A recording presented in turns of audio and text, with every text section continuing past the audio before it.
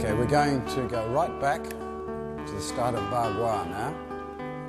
This is what Baguazhang was before it became what it is today. The animal forms are the first known reference that we have of Baguazhang.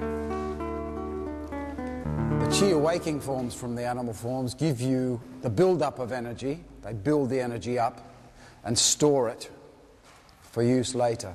What the animal forms, the full animal forms, do is to teach you how to use that energy, either for fighting or for healing or whatever you want to use it for. So it's pretty important to learn both. You learn and that's why the chi awaking forms were learnt first, and then you learn the animal forms. So I've decided to start with the dragon because it's one of my favourites, and it's usually, well, it's not, you can learn them any time. The original Baguazhang was not done in a set pattern. They might start off with number 3, and they might have a break, and they might do number 6, and so on. So it wasn't done like we do the normal Baguazhang, single palm change, double palm change, straight palm change, and so on, right through to number 8. You'll find that these forms have much more martial content in them. I'm not saying that they're any better than what we now call the original form of Qiang Zhang Jiao, but they're certainly different. And if you want to know what Baguazhang is really all about, then this is, as I said, this is the starting spot. This is what Baguazhang was like. This is how it started out. Now, whether Dong Haichuan invented it or whether it was, as he said, some old monk on a mountaintop taught him, I don't know. I think it was Dong Haichuan who invented the whole of Baguazhang, because you really can't go past him in history to find out where it was invented from. But all you've got to know in Baguazhang is the classics, what the classics say. And in Baguazhang, in the original Baguazhang, when you first learned Baguazhang, it was quite difficult. And they didn't make it easy for anyone. If you couldn't do it, well, bugger off, they'd say, to use an Aussie term. That means bugger off.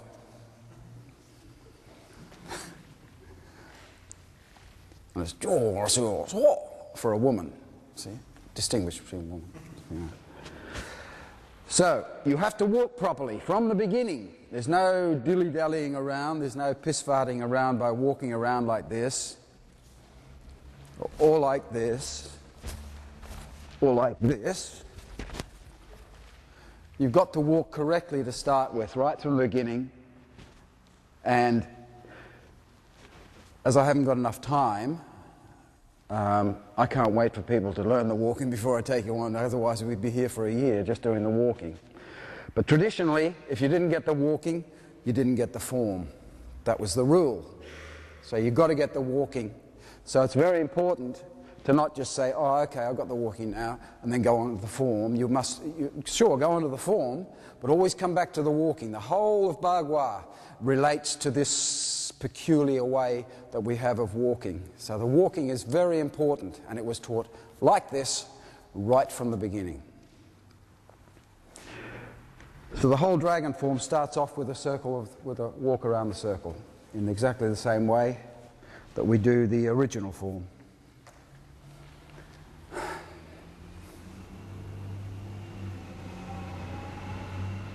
That's how we start. It's just a simple move like that. This right hand comes up, the left hand comes underneath it. Now the classics tell us that you must hear the sounds of your trousers.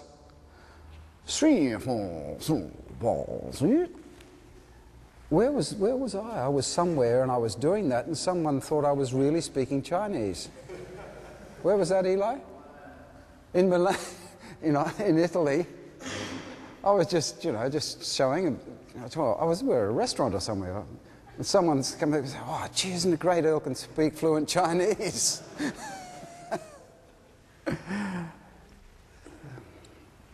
So that you must hear the sounds. If you don't hear that, or that, and you can't do that if you're walking like this. No sound. See? The classics clearly state that you must hear the sounds of the trousers making a noise.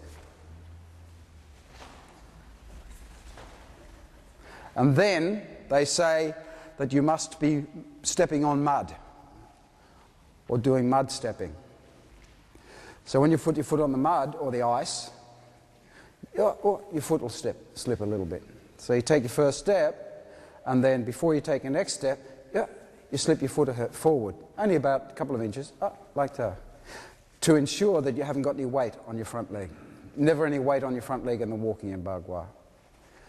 So that foot comes forward, straight forward like that, then you slip it forward before you take your next step. And your next step, Bagua has the smallest of all footwork. It also has the fastest of all footwork. It's a very, very baffling art. And this dragon is the most baffling of all. He twists and turns, he undulates, and he's representative of thunder. He's the second son, I think, in the family represented by. But that's his attributes. He's just totally baffling. He twists and turns. He strikes from anywhere. You have in your mind, the Chinese dragon. He's breathing fire. He's got his little claws out the front. He's breathing fire on people. He's whipping people with his tail as he moves around. His body's undulating like this. So it's always good to have that animal in your mind's eye when you do these forms. So it's just a little step, just a half step forward, and then you slip it. And you notice that my feet are slightly scrunched under, just not flat on the floor, just a little bit scrunched under, as in Tai Chi, when we do the Qigong. So the toes are just slightly gripping the ground. So you put your weight on your right leg and just slip this foot, heel and toe together, forward, and it's 45 degrees. Then you just slip it a little bit, so you've got to drop your weight, and see how my top of my body's just leaning forward a little bit as I drop my weight. In order to take the next step, you have to pick it up with the heel and toe. See how the heel and toe must leave the ground together. So you've got to use your hips.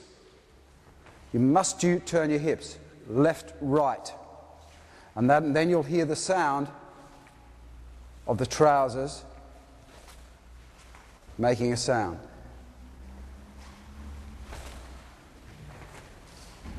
And then your foot's on the circumference. The line runs through kidney 1. So the heel's slightly on the outside of the circle, the toes on the inside of the circle when you're going counterclockwise. So we'll do that again from here. You're standing with your feet 90 degrees. Just drop your weight onto your right foot, and little toes just curled up a little bit. Heel and toe must move together, and it's a little short, sharp step with the left foot forward. Left foot forward. Left foot, left foot. So it's only about a foot step, and then you just put your weight down, see, as if you're pushing something forward with your foot. Just slide it forward, heel and toe together.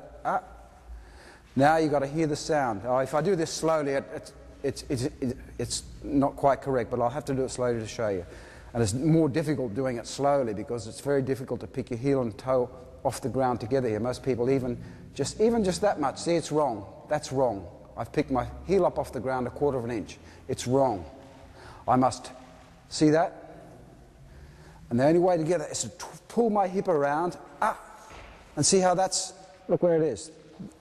Your foot must slide right by your other foot until the heel gets to the toe, and then it swings out onto the circumference. Your feet are sort of parallel at this point. So you should really get that, so you can, it's a little quick step, and now you should work it so you're doing that with your waist, and you should hear the sound.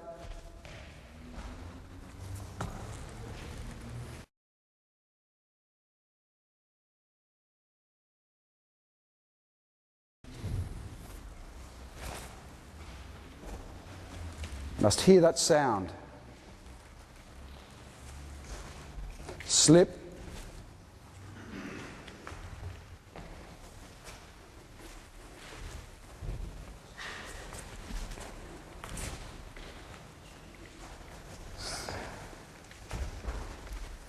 The next step